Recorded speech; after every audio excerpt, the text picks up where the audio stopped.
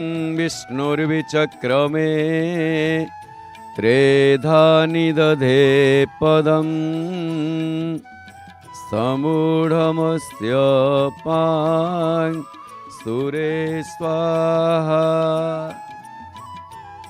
जय जय श्री जगन्नाथ, जय जय श्री जगन्नाथ, जय जय श्री जगन्नाथ। प्रिय जगन्नाथ प्रेमी दिव्यात्मन, ममाराध्या माता भक्ति वृंद, आप लोगों को सबको जगन्नाथ जय जगन्नाथ टीवी के परिवार की ओर से हार्दिक अभिनंदन, अनेक अनेक शुभकामनाएं।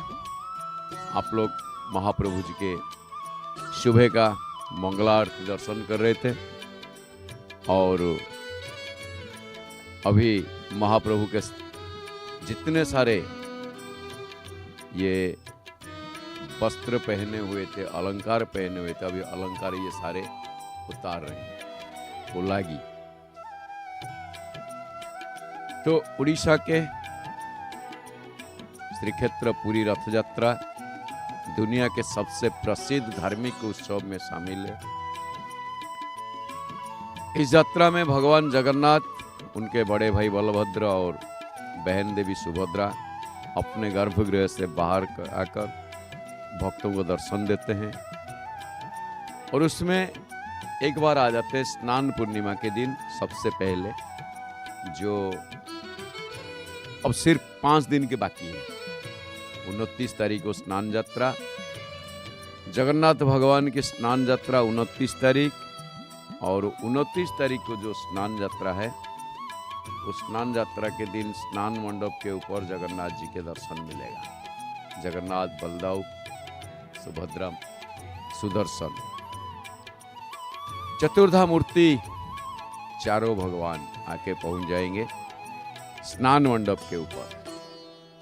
बस और 5 दिन के इंतजार है, ओनली 5 डेज।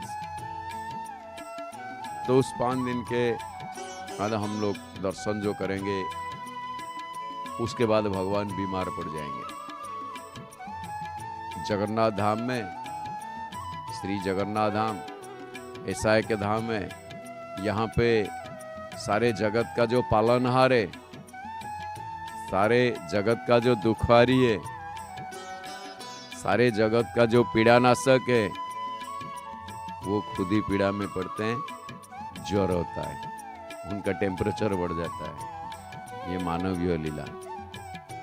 ज़्यादा स्नान करने से तबीयत खराब होता है और वो तबीयत खराब होगा, वो 15 दिन दर्शन नहीं देंगे जगन्नाथ मंदिर में, उनका दर्शन नहीं मिलेगा। फिर क्या होगा ना, 15 दिन लगेगा सही होने में। अब 15 दिन जैसे लगेगा सही होने में, उनका तबीयत सही हो जाएगा। तो जैसे ही तबीयत सही हो गया, बस और संभाल नहीं पाएंगे। रत्न सिंहासन जाना नहीं है। गर्मी लग रही है आज, हाँ आज थोड़ा सुबह धूप है, तो जैसे ही तबीयत सही हो जाएगा महाप्रभु जी आ जाएंगे।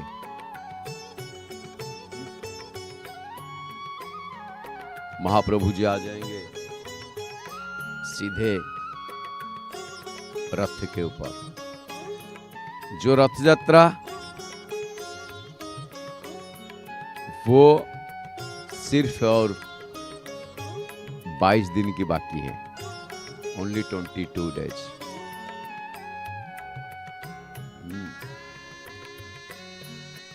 तो अभी 22 दिन की बाकी है।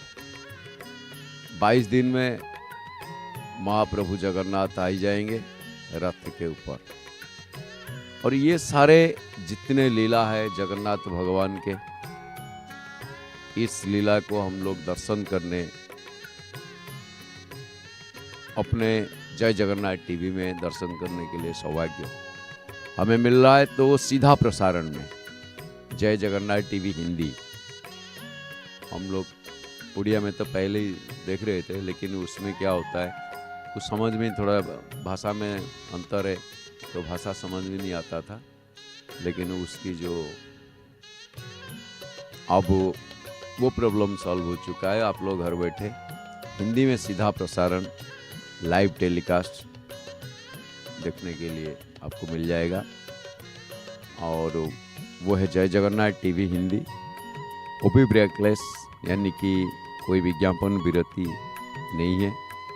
हम लोग दर्शन करेंगे रथ यात्रा, स्नान यात्रा, इसके अलावा उल्टा यात्रा भी है, उसके बीच में भी और सारे चीज़ें। रथ यात्रा जैसे यहाँ मुख्य दरवाजे से जगन्नाथ भगवान नीलचक्र हम दर्शन कर रहे हैं, जो नीलचक्र दर्शन कर रहे हैं, और वहाँ पे जितने सारे पुष्प अलंकार महाप्रभु लागी हुए थे, ये सारे जो पुष्प अलंकार है, इसमें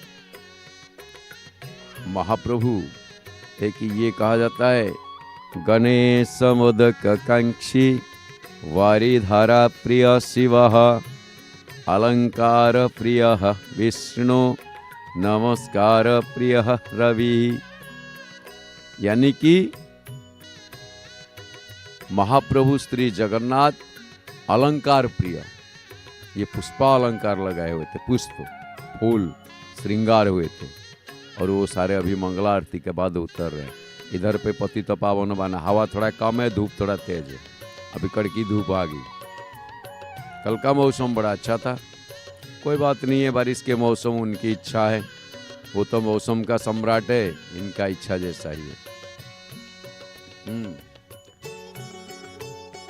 तो महाप्रभु श्री महाविष्णु जगन्नाथ जी बहुत सारे अलंकार में वो श्रृंगार होते हैं, बेस्ट किया जाता है उनको, और इनको जो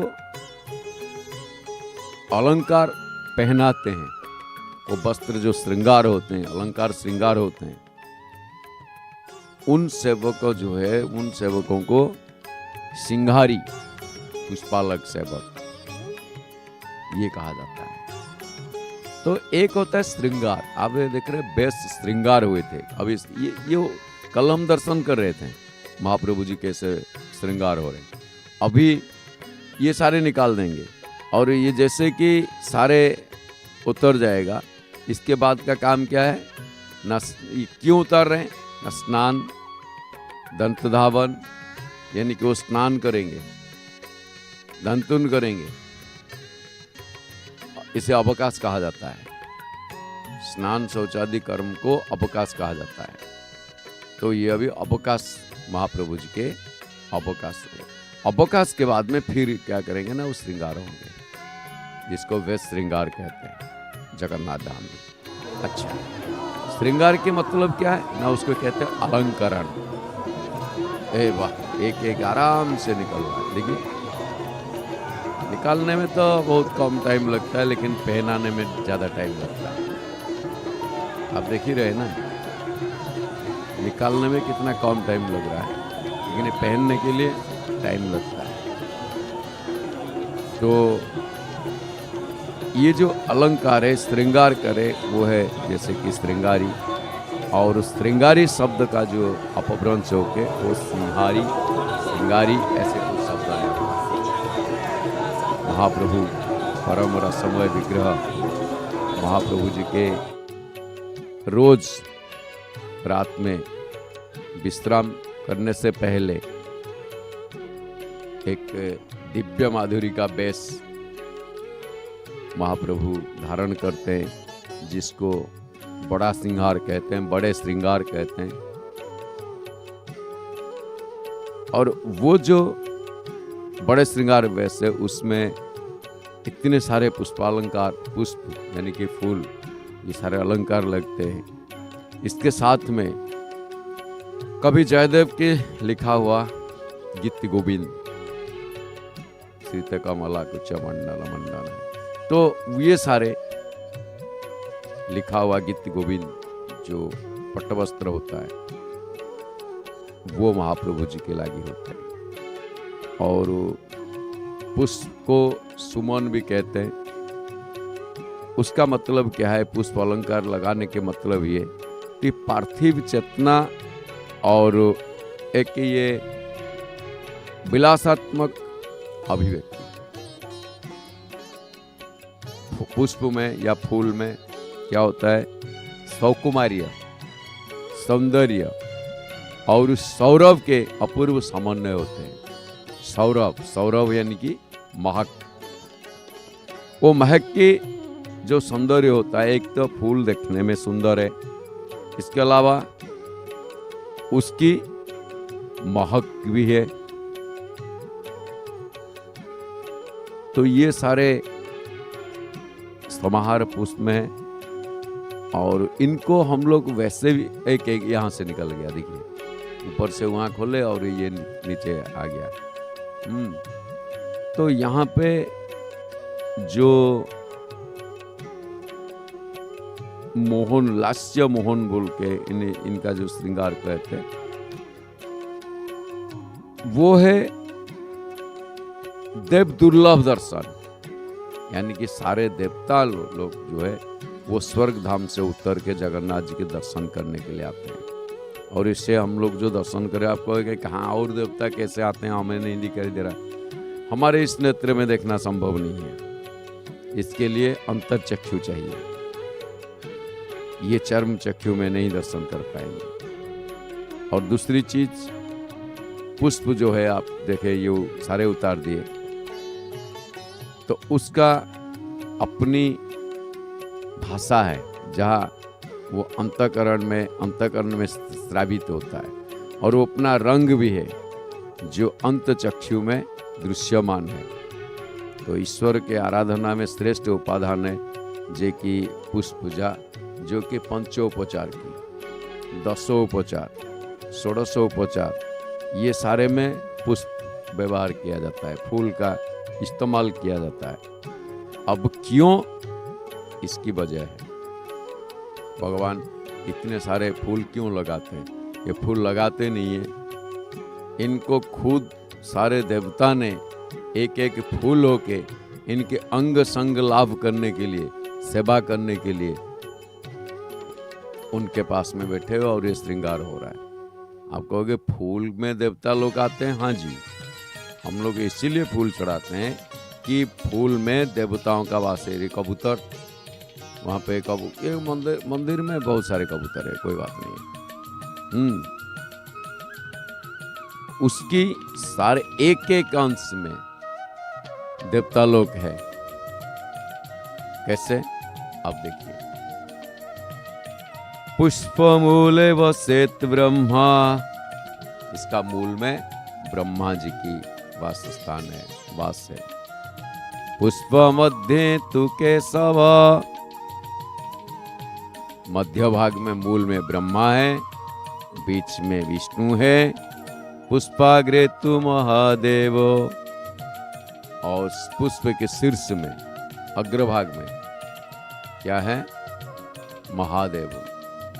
तो इसके बाद क्या हो गया, ये तो पुष्प मूल और मिडिल पर्सन और ऊर्ध्व, यानी कि ये तीनों तो हो गए। लेकिन इसका सारे शरीर में पुष्प के जो दल है सारे में क्या है, न दले सर्वाश्च देवता, पुष्प दल में सारे देवी देवता बैठे हुए हैं। इसीलिए महाप्रभु जी के जितने सारे वस्त्र वगैरह और पुष्प वगैरह लगाया जाता है, वो अपरूप दर्शन होता है, बड़ा अच्छा दर्शन होता है। और इन्हें जो दर्शन करते हैं सुकून भी मिलता है, शुभ भी होती है। आज एक चीज है, आपको देखोगे आज एक अभिषेक है भगवान जी के। आज का अभिषेक का नाम है राजेंद्र अभिषेक, जगन्नाथ धाम में।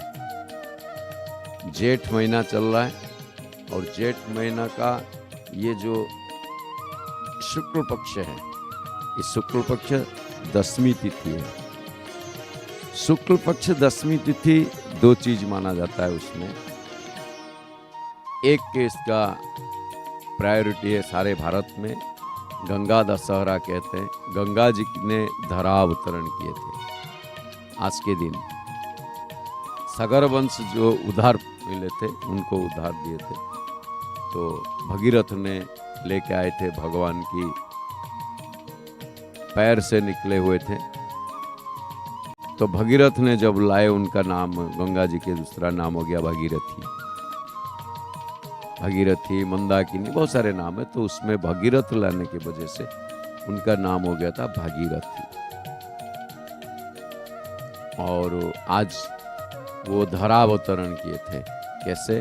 सबसे पहले भगवान के पांव से, जगन्नाथ जी के पांव से, फिर आके पहुंचे शंकर जी के माथे में, और फिर आके पहुंचे ब्रह्मा जी के कमंडल में। इसका 3 वजह है। भगवान के पांव से गंगा, पैर से गंगा निर्गत हुए, भगवान के नाखून की कोने से, खाली पैर से कहने से तो पूरा पैर आ जाएगा, नाखून की कोने से, पैर की नाखून है, वो नाखून की कोने से गंगा आए हुए। तो फिर उनकी इतना तेज रफ्तार है, उन्हें कौन संभालेगा? शंकर की जटा, शंकर के मस्तक, शंकर ने इसको मस्तक में धारण किया। जैसे ही शंकर ने मस्तक में धारण किया, जट्टे में बांध दिए, तो इसलिए गंगा रह गई वहां पे। इसलिए शिव की माथे पे आप लोग दर्शन करोगे गंगा। शंकर के भगवान जगन्नाथ जी की पांव में गंगा, शंकर भगवान की माथे पे गंगा, और फिर वहां से आने के बाद ब्रह्मा जी बोले मैं कुछ सेवा नहीं मिला, उनके कमंडल में गंगा। तो वो गंगा फिर उसमें भगवान विष्णु को स्तुति करके, वामन अवतार की बात यह है, तो उसमें भगीरथ ने लेके आए गंगा जी को। फिर शंकर जी के जटा में गंगा रह गए, तो शंकर जी को स्तुति करना पड़ेगा। फिर शंकर जी की मथा से जब गंगा आए, वो फिर ब्रह्मा का कमंडल में, ब्रह्मा का कमंडल में जो आया, उसमें ब्रह्मा जी को स्तुति करने लगे। तब जाके वो धराधाम में अवतीर्ण हुए थे। उसके फिर जन्नू ऋषि ने उन्हें अपना गर्भस्थ कर दिया था, तो वो फिर अपना जान्नू काट के वहाँ से गंगा को बहा दिए थे, तो वो फिर वहाँ से धारा शुरू हो गई थी। इसलिए उनका नाम हो गया जाह्नवी। गंगा जी के एक नाम है जाह्नवी। तो उस गंगा जी फिर धीरे धीरे धराधाम में पहुँच के, वहाँ से आके 20 जगह अतिक्रम करके जहाँ मिले हैं कपिल मुनि के आश्रम में, वो है गंगा सागर। आज गंगा दशहरा, गंगा सागर जिसको कपिल मुनि के आश्रम जहाँ पे, और वहाँ से सारे जितने भी सागर वंशधर थे वो सारे उधार मिले। तो इसलिए सागर से सागर की सृष्टि का बात आती है। तो वही शुभ दिन आज आया हुए गंगा दशहरा। आप लोग जानते हैं भारत में दशहरा हम लोग कितने बार पालते हैं? एक बार बसंती का दशहरा चैत्र शुक्ल दशमी, 2 बार गंगा दशहरा, 3 बार भारत में दशहरा पालते हैं। वो जो दशहरा पालते हैं, एक तो सबसे पहले हो गया चैत्र शुक्ल दशमी, उसे कहते हैं बासंती का दशहरा। बसंत की दशहरा, बसंती की दुर्गा पूजा, बसंती दुर्गा, सत्तिक पूजा। तो उसके बाद में ये जो दशमी है, जेठ महीना की शुक्ल पक्ष दशमी, उसे कहते हैं गंगा दशहरा। गंगा जी ने धरावतरण किए तो अंधेरा हो गया, क्योंकि अभी वस्त्र चेंज करेंगे। ये जो अंधेरा हो गया, उस अंधेरा होने की वजह से वो वस्त्र चेंज करेंगे। फिर गंगा जी के दशहरा जैसे हो गया, ये जेठ महीना शुक्ल पक्ष आज के दिन है दशमी। तो उसके बाद में शरद ऋतु में शारदीय दुर्गा पूजा कहा जाता है। शरद ऋतु में जिसे कहते हैं कि अकाल बोधन पूजा, उसमें भी नवरात्रि रहती है, दशहरा होती है। उसको शारदीय दशहरा आश्विन महीना में आती है, वो दशहरा पालन किया जाता है। तो हमारे भारत ऐसा है कि भूमि है, ऐसा है कि भारत भूमि है। भारत ऐसा है कि भूमि है, जिस भूमि को देव दुर्लभ भूमि कहा जाता है। देव दुर्लभ, देवता लोगों को जो दुर्लभ है, क्योंकि सारे देवता लोग इस भूमि में अवतार लिए और इसी भूमि में लीला खेला किए हैं। तो आज है गंगा जी के उद्गम स्थल जो है वो आके पहुंचे कपिल मुनि के आश्रम से, इसीलिए बहुत सारे लोग आते हैं गंगा दशहरा यानी कि स्नान करने के लिए, अपना पाप धोने के लिए। गंगा आके सागर से मिले हुए, गंगा जी आके सागर से मिले हुए, बंगोपसागर से 20 रास्ता अतिक्रम करके। तो 20 रास्ता अतिक्रम करके जो आए वो आके कोलकाता में कपिल मुनि के आश्रम, और कपिल मुनि के आश्रम से पहुँच के वहाँ सागर में मिले। और वो भी बड़े अच्छे लग रहे हैं, उसका जो सिनेरी गंगा और सागर के मिलन। तो वो है दशहरा, आज ही है, हम लोग पालते हैं। दूसरी चीज आप देखोगे, आज श्री मंदिर में एक अभिषेक है जगन्नाथ धाम, जगन्नाथ मंदिर में। क्या अभिषेक? नहीं, राजेंद्र अभिषेक कहा जाता है। जगन्नाथ मंदिर में अभिषेक मुख्य जो है 2 बार होता है। जैसे नवकलेवर के समय 7 दिन तक घृताभिषेक वो चलता है, लेकिन सालाना 2 बार अभिषेक होता है। क्या ना, जो अभिषेक है वो है पुष्याभिषेक पौष पूर्णिमा, और एक अभिषेक जो है वो है राजेंद्र अभिषेक, जो है ज्येष्ठ महीना, जेठ महीना, शुक्ल पक्ष 10वीं तिथि, जो आज है। इस 10वीं के दिन बहुत सारे नीति पालन किया जाता है मंदिर के अंदर, जैसे संध्या धूप यानी कि संध्या आरती। आपको क्या है पंडित जी, ये धूप क्या होता है? धूप बोलने से तो हम बोलेंगे या जैसे सूरज की कड़की रोशनी धूप होता है, हम कहते हैं। ये शिव मंदिर में भाषा कुछ ऐसा ही है, इसके लिए स्वतंत्र अभिधान चाहिए, स्वतंत्र डिक्शनरी चाहिए, स्वतंत्र। यहाँ पे संध्या आरती के बाद में संध्या आरती हो जाएगा, फिर उसके बाद धूप यानी कि इन्हें ये जो धूप का शब्द है यहाँ पे महाप्रभु जी सेवन करेंगे। संध्याकालीन भोजन, इसको संध्या धूप, मध्याह्न धूप, प्रातः सकाल धूप, इसे ये कहा जाता है। इसीलिए धूप बोल के से बोलते हैं।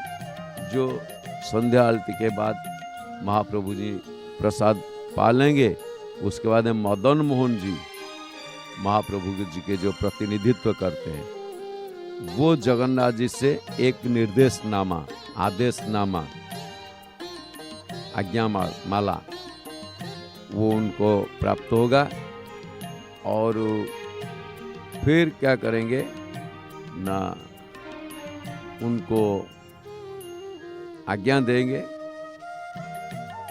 नीचे आके जब आएंगे वहाँ पे कि भट्ट गणेश मंदिर है, वहाँ पे एक खाट पड़ा होगा, वहाँ पे आके पहुँचेंगे मदन मोहन। फिर क्या होगा ना, अंदर का जो है साफ सफाई होगी दोबारा, फिर जय विजय जो द्वार है वो बंद हो जाएगा, और जगमोहन का जो है वहाँ पे लाइट भी नहीं जलेगा। इस समय में भीतर क्या होगा ना, महाप्रभु जी के अलर्ट लगी, यहाँ पे और एक शब्द आ गया, अलर्ट, यानी कि पंखा करेंगे हाथ में जो हैंड फैन, तो हैंड फैन का जो सेवा है उसका अलर्ट कहते हैं। नहीं तो अलर्ट आप जो कहोगे ALLERT, अलर्ट, वो अलर्ट नहीं है, इनको अलर्ट कहते हैं। कि जैसे कि चामर, अलर्ट, ये सारे शब्द है वहाँ पे, तो जगन्नाथ जी के शब्द है। तो उनको हवा करेंगे। जैसे आपने देखे होंगे राजा महाराजा के साइड में बैठ के अपना जो हवा करते हैं। फिर क्या होगा ना, वहाँ पे लाइट वगैरह भी बंद कर दिया जाएगा और लाइट वगैरह बंद करने के बाद में पूरे अंधेरा हो जाएगा। जैसे अंधेरा हो जाएगा वहाँ से एक डगर आ जाएगा, दूत यानी कि एक खबर देने वाला। वो आके मदन मोहन जी के पास पहुंच जाएगा। वो किसी लिए आएगा ना, वो शादी का रिश्ता लेके आएगा, प्रस्ताव लेके आएगा। वो प्रस्ताव यानी कि जो दूत आएगा उसके हाथ में एक चिट्ठी होता है, वो खबर बताएगा कि माँ रुक्मिणी इंतजार कर रहे हैं आपके और शादी होनी है। तो भगवान उसको कथा देंगे, ठीक है मैं आ ही जाऊंगा। और जैसे कि भगवान स्वयं राजेंद्राभिषेक यानी कि पूरे एकदम राजा बेस जैसे इंद्र है उसी तरीके के बेस होंगे, वो खुद ही बताएंगे। उसमें क्या होगा ना, मदन मोहन जो महाजन सेवक के हस्त में विजय होंगे और वो वटवृक्ष जो नीचे है वहाँ के नीचे एक सुसज्जित रथ में आरोहण करेंगे। इसके बाद घंट बजेगा, छतरी साथ में जाएगा, काहली भी बजेगा और जैसे विमान उठा के सेवक वो रथ को मंदिर के जो चार पार्श्व है, बेढ़ा कहते हैं उसको, मंदिर के चारों ओर परिक्रमा करेंगे। फिर जाके पहुंच के उसी वटवृक्ष के नीचे पहुंच जाएंगे। इस समय में जो सेवा में है, खुंटिया कहते हैं, गरावड़ू है, वो सेवक वहां पे उपस्थित रहेंगे। तो जनेक एक सेवक ये कुछ कौतुक ऋषि भाव से याद करके महाप्रभु जी के दंड प्रणाम, और कुछ माला, वो भी सफेद रंग का फूल माला, और जो खुंटिया सेवक है उनके हाथ से लेके अंजलि करके सारे रास्ते में एक एक करके वो डालते जाएंगे और मदन मोहन जी को रथ के ऊपर बैठाएंगे। बार बार दंड प्रणाम करके उनको आश्रम यानी कि जो दक्षिण घर उनको वहाँ पे लेंगे। वहाँ पे क्या करेंगे ना, वहाँ पे खाट पहले से पड़ी होगी, उस खाट के ऊपर वो विजय होके पंचामृत स्नान होगा। पंचामृत स्नान के बाद फूल चंदन लगी वहाँ पे बेस कराएंगे। फिर ठंडी भोग यानी कि नाश्ता भोग, सूखा भोग, उनको ये सारे दिया जाएगा। और अमालू भोग है एक स्वतंत्र मीठा का जो प्रसाद है, उसको अमालू कहता है। और वो अमालू भोग उनको लागी होता है। फिर वंदापना होती है। इसके बाद दक्षिणी गरस्थ जो आस्थान है मदन मोहन वहाँ को प्रत्यावर्तन करते हैं। ये है, कहा जाता है ये सारे नीति राजेंद्राभिषेक। चोरी करिए जिबे, कल चोरी करेंगे। रुक्मिणी जी जो चिट्ठी लिखे,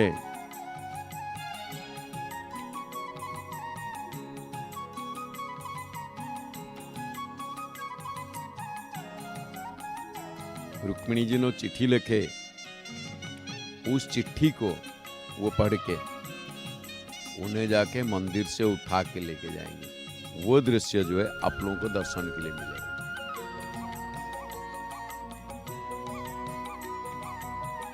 जैसे कि दिन में कल 11सी है ना, एकादशी। जो एकादशी है इसका नाम है निर्जला एकादशी तो है, लेकिन इस एकादशी को इसे रुक्मिणी हरण एकादशी कहा जाता है, क्योंकि रुक्मिणी जी के शादी हुई भगवान श्री कृष्ण जी के साथ। अब भगवान के श्री कृष्ण की शादी कहने से नहीं होगा। एक अच्छी यहाँ पे एक सबसे बड़ी जो मजेदारी बात आता है, यहाँ पे जगन्नाथ जी के बात में ये नहीं कहा जाता कि भगवान श्री कृष्ण की शादी, कृष्ण कन्हैया की शादी, वो एक शादी किया होगा तो बताएंगे ना। उनका तो 16 सहस्त्र गोपनारी है और 8 पट्टवंशी है, जो मुख्य है 8 है। रुक्मिणी, सत्यभामा, जाम्बवती, मित्रविंदा, ये सारा 8 महारानियां हैं। तो इसमें भगवान श्री कृष्ण की शादी नहीं कहा जाके भगवान के ये कहा जाता है कि रुक्मिणी हरण एकादशी, यानी कि माँ रुक्मिणी जी के शादी की बात उसमें आई है। तो इसलिए भगवान रुक्मिणी जी से शादी किए थे, उसको रुक्मिणी हरण एकादशी बोलते ये बताया जाता है। तो कल जो है एकादशी नीति पालन होगा, और आप लोग रात में, देर रात में हमेशा हर रोज दर्शन करते हैं, हर एकादशी को, हर रोज तो नहीं, हर एकादशी को आप दर्शन करते हैं महादीप। कल ये सारे दर्शन महाप्रभु जी के हैं। थोड़ा सा नीति भी देर रात तक चलती रहेगी। और यहाँ पे देखिए सारे अलंकार उतार दिए, और अलंकार जितने सारे उतारने के बाद महाप्रभु जी का अवकाश चल रहा है, क्योंकि सिर्फ एक सफेद जो पतली सी वो पहन रखे हैं, हल्का वस्त्र, हल्का जिसे कहते हैं कि बिल्कुल जिसमें गर्मी नहीं लगे। और हम लोग जैसे स्नान वगैरह करने जाते हैं, स्नान वगैरह के लिए जैसे वस्त्र पहनते हैं, भगवान ऐसे ही वस्त्र पहने हुए, और इस वस्त्र को तड़प लगी, यानी कि तड़प उत्तरी, उत्तरीय, ये उत्तरीय कहा जाता है। इसलिए हम लोग, और यहाँ पे हवा थोड़ा कम है, लेकिन हवा तो कम है, लेकिन ये हवा उत्तर दिशा की ओर से हो रही है। दिशा उत्तर दिशा से दक्षिण दिशा की ओर जा रहा है, जबकि समंदर नजदीक है और हवा नहीं है। ये सारे जितने पंछियां, जितने चिड़िया सारे उड़ रहे बड़े प्यार से, क्योंकि सुबह हो गया। वैसे तो सुबह हो चुका है, लेकिन इस सुबह में जितने पंछियां ये सारे बड़े प्यार से मजे से उड़ रहे हैं। और यहाँ पे गोल गोल चकाआखी जो देख रहे हैं आप लोग, इन्हें सूर्य नेत्र और चंद्र नेत्र, ये नेत्र को सूर्य और चंद्र कहा जाता है। दोनों नेत्र जो है सूर्य और चंद्र, यानी कि भगवान सूरज और चांद इन्हीं से सृष्टि है। इसलिए कहा जाता है चंद्रमा मनसो जातश्चख्यो सूर्यो अजायत, यानी कि चंद्र सूर्य इन्हीं के दोनों आंख है। भास्कर दक्षिण नेत्र, वाम नेत्र, विधुपमम, विधुपमम कहने के मतलब है कि चांद, चांद, और सारे शरीर में सारे सितारे, चांद सितारे महाप्रभु जी के सारे शरीर में। तो इस तरीका के एक अभिषेक ये होता है। जैसे भगवान जगन्नाथ जी के 2 अभिषेक मुख्य है। एक होता है क्या ना, पुष्याभिषेक। पुष्याभिषेक में क्या होता है? पुष्याभिषेक में भगवान जगन्नाथ जी के यहाँ पे भगवान पौष पूर्णिमा यानी कि भगवान राजराजेश्वर वैसे होते हैं। एक वेश उनकी राजेंद्राभिषेक जैसे अलंकार वगैरह वो पहन के, एक उनका राजेंद्राभिषेक, एक राजराजेश्वर वेश जो कार्तिक महीना में होते हैं भगवान, उसमें भी सोने का अलंकार वगैरह लगाते हैं। और एक होता है जिसे ये कहा जाता है कि पुष्याभिषेक, वो एक उत्सव पालन किया जाता है। कब? पौषमासी शीते पक्षे पौर्णिम्यां रुक्मिणी पतेः पुष्याभिषेकं कुर्वीत सर्वकामार्थ सिद्धये। निके पौष पूर्णिमा के दिन श्री मंदिर में जो उत्सव पालन किया जाता है वो द्वादश यात्रा भगवान के 12 महीना में 13 यात्रा, वो 13 यात्रा जो है उसमें से मुख्य 12 यात्रा माना जाता है, उसमें से पुष्याभिषेक एक यात्रा है।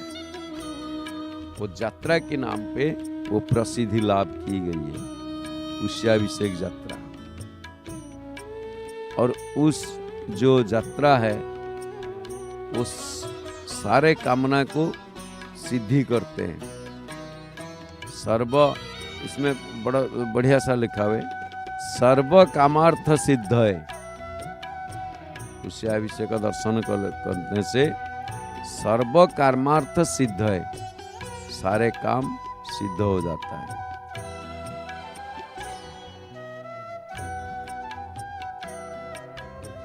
जैसे कि महाप्रभु जी के लिए स्कंद पुराण हो गया वगैरह, ये सारे बताते हैं। द्वादश यात्रा अनुष्ठान स्वयं भगवान महाराजा इंद्रद्युम्न जी को उपदेश दिए थे, उसके अंदर पुष्याभिषेक वो अलग है।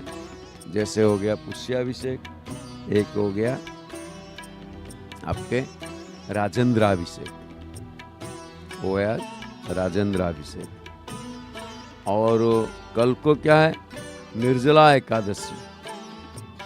कल जो 11 है ये जेठ महीने की निर्जला एकादशी कल है। इसमें ब्रह्म वैवर्त पुराण में भी बताया गया है कि भीमसेन व्यास संवाद में हमें परिलक्षित होता है।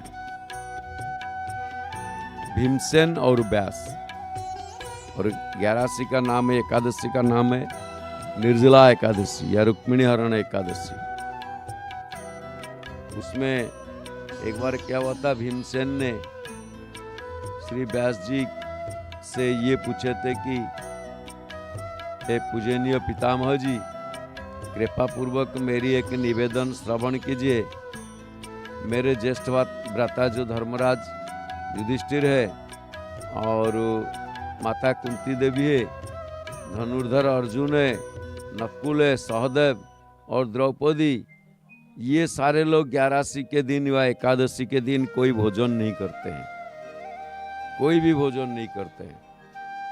और जब भोजन नहीं करते हैं, लेकिन प्रॉब्लम ना तो वो तो भोजन नहीं करते हैं, तुम्हारे क्या होता है? तुम्हें क्या प्रॉब्लम है? ना प्रॉब्लम है, मैं तो तभी तो कह रहा हूं मेरे लिए प्रॉब्लम है, बहुत बड़ा प्रॉब्लम खड़ी हो जाती है। क्या है ना, वो मेरे को बार बार कहते हैं ब्रुकोदर, यहाँ ब्रुकोदर कहते हैं, बड़ा पेट वाला। ब्रुकोदर मीन्स बड़ा पेट। तुम एकादशी के दिन भोजन नहीं करोगे। अब मैं क्या करूं? मैं उन्हें बताया कि एकादशी के उपवास तो ठीक है, वो मैं जानता हूं, लेकिन अगर मैं आज 11 करूं, एकादशी पालन करूं, कल को द्वादशी देखने के लिए नहीं रहूंगा। द्वादशी देखने के लिए मैं कल को अगर रहूं तो आज मैं 11 एकादशी उपवास करूं ना। न क्यों ना, मेरे को तो इतना भूख होता है मैं बर्दाश्त नहीं कर पाता हूँ। मेरे लिए जो उपवास है वो संभव नहीं है।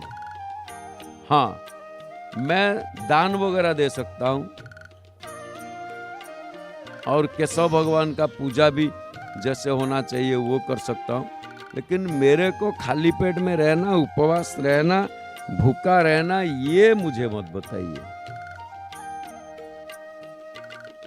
तो फिर और भी एक चीज है, इस एकादशी व्रत में इसका फल मेरा क्या लाभ है?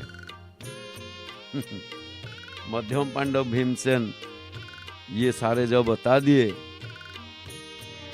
तो वेदव्यास ने उन्हें समझाया कि बेटा भीम, यदि तुम स्वर्ग चाहते हो, स्वर्ग तुम्हारा अत्यंत प्रिय है और नरक जो है वो निकृष्ट बोध है, तो हर महीने में दोनों जो दो एकादशी आता है उससे भोजन त्याग करना अवश्य कर्तव्य है।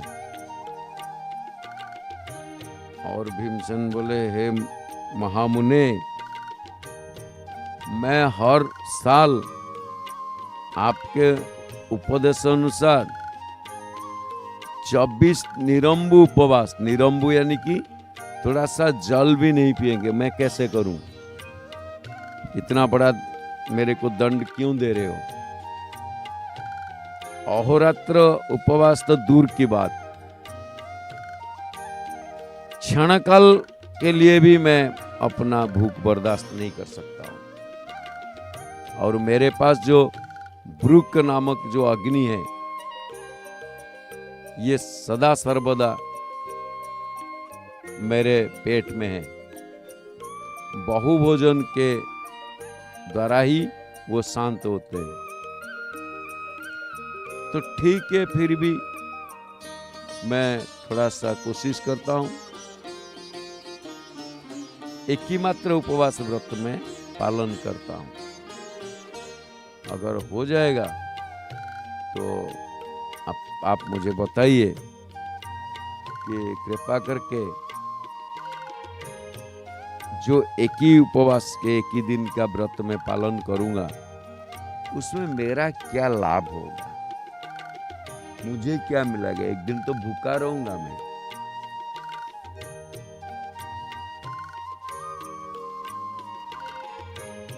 तो मुझे मिलेगा क्या?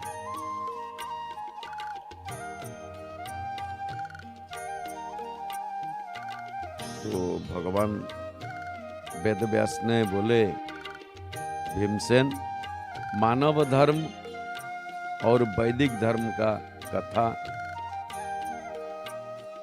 मैं बहुत सुना हूं और तुमने भी मेरे से सुने हो,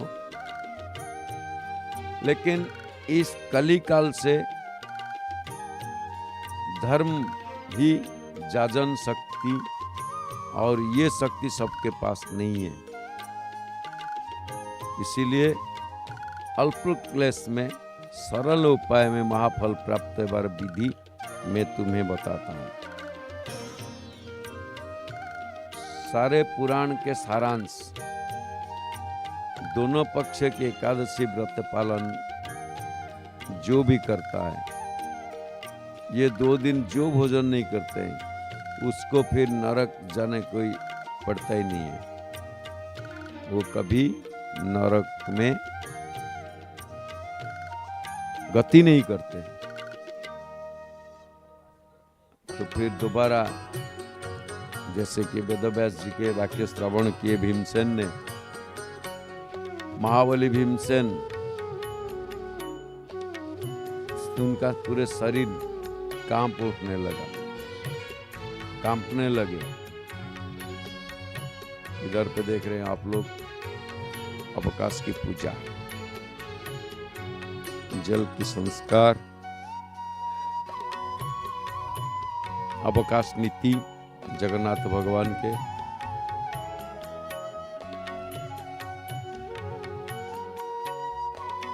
तो ये सारे सुन के भय लग गया भीमसेन जी को।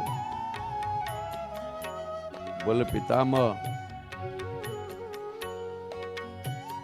मैं क्या करूं? मेरे कुछ उपाय बताइए।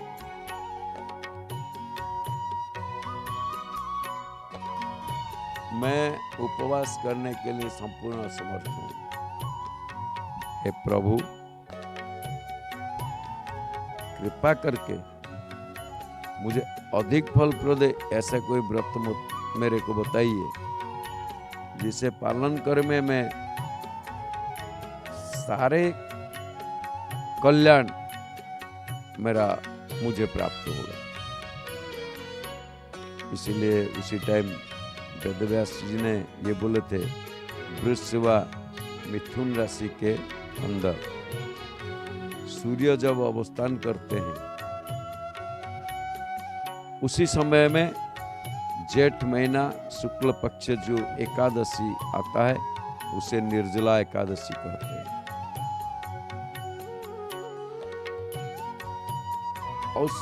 और इसी निर्जला एकादशी में निर्जल रहने को पड़ता है। और उसमें क्या है ना, जैसे उड़द की दाने हैं उसी के बराबर की सुवर्ण, अगर वो नहीं है तो सरसों के दाना की तरह उसी परिमाण का मणि डूबने वाला जो कि परिमाण जल ले आएंगे, आचमन करेंगे। गोकर्ण समान की जो हस्त है, मूंग बिरी जो डूबते डूबते हुए नजर आएंगे,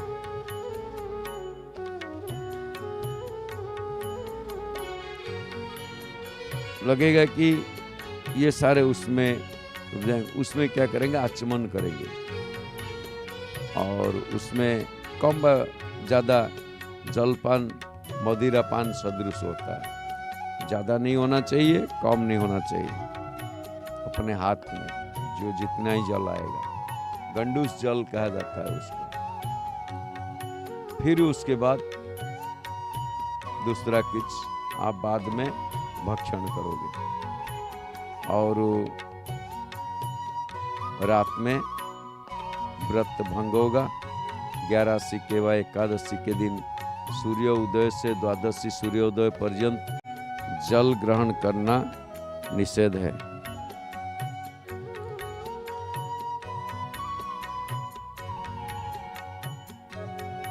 इसी प्रकार व्रत से निरंब उपवास जो पालन करते हैं, बिना यत्न से 12 महीना में एकादशी व्रत का फल प्राप्त हो जाती है। और द्वादशी के दिन प्रातः समय में स्नान करके ब्राह्मण को स्वर्ण और जलदान करने का विधि वो भी है। तो फिर भीमसेन ने कृत्य होकर ब्राह्मण सहित भोजन वो कराने के लिए प्रस्तुत हुए। वो बोले, हे भीमसेन, इसी रीति के साथ जो व्रत करते हैं, जो पुण्य होता है वो पुण्य में बता रहा हूं, वो पुण्य क्या है उससे श्रवण करो। इसी एकादशी व्रत पालन का फल इसके स्वरूप में संवत्सर के समस्त एकादशी व्रत का फल प्राप्त होता है। शंख चक्र गदा पद्म धारण करी श्री विष्णु भगवान मुझे बोले कि धर्म परित्याग करके मेरे शरण ग्रहण करके मेरा परम प्रिय निर्जला एकादशी व्रत पालन करने से मनुष्य समस्त पाप से मुक्त हो जाता है। ले कलिकाल धन दान माध्यम से सदगति वासनार्थ संस्कार द्वारा मध्य कल्याण होता है। ये सारे नाना दोष दुष्ट कलियुग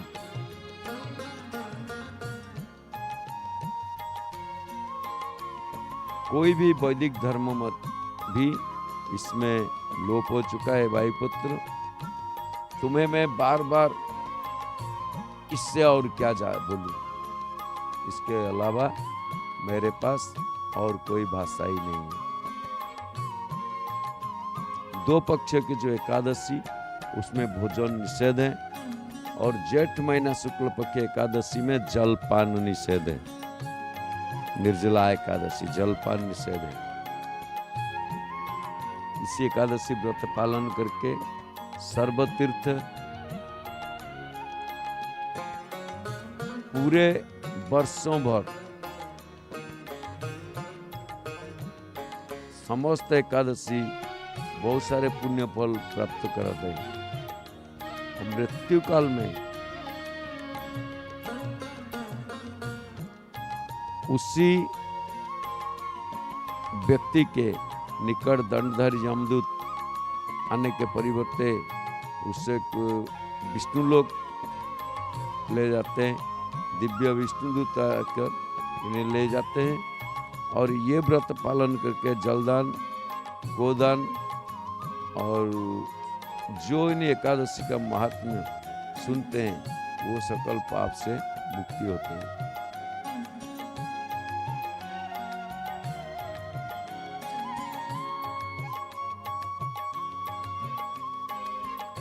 और एकादशी जो पालन करते हैं, भीमसेन उसी दिन से एकादशी व्रत पालन करने के लिए राजी हुए और उसका नाम ही बदल गया। निर्जला एकादशी के साथ पांडव निर्जला एकादशी नाम शुरू हो गया। ये कहा गया है कि पांडव निर्जला व भीमसेनी एकादशी नाम पे ही इन्हें माना जाता है।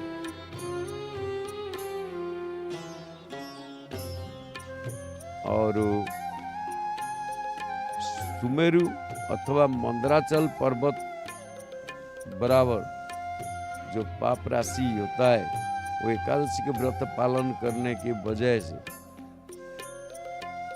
निक्षेप द्वादशी यानी कि कल को जो है कल एकादशी है, परसों द्वादशी है।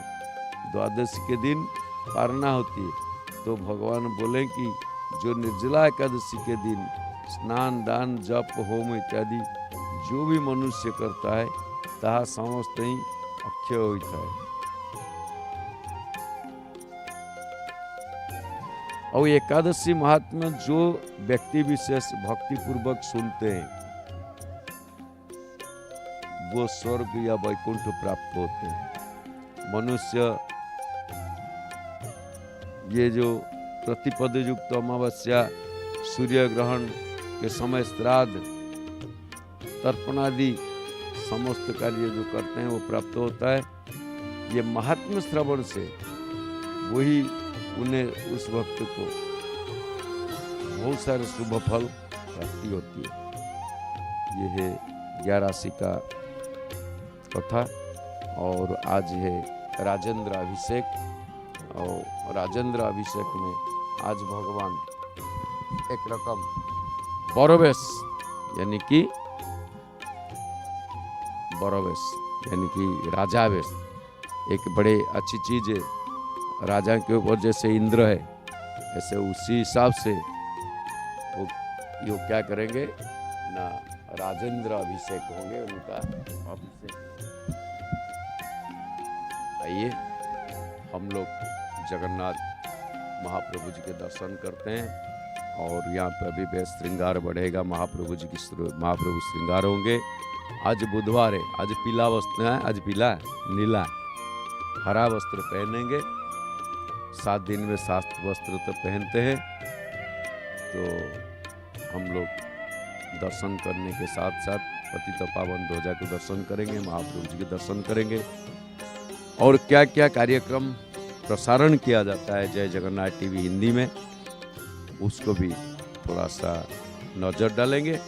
और दूसरी चीज़, स्नान यात्रा ओनली 5 डेज यानी कि 5 दिन की इंतजार, रथ यात्रा 22 दिन की इंतजार और 22 दिन के बाद रथ यात्रा। हम लोग शामिल होंगे जय जगन्नाथ टीवी में, जय जगन्नाथ टीवी हिंदी में सीधा प्रसारण के साथ और बिना विज्ञापन विरति के साथ हमारे सीधा प्रसारण जय जगन्नाथ टीवी में शामिल होंगे। जय जय श्री जगन्नाथ, जय जय श्री जगन्नाथ, जय जय श्री जगन्नाथ।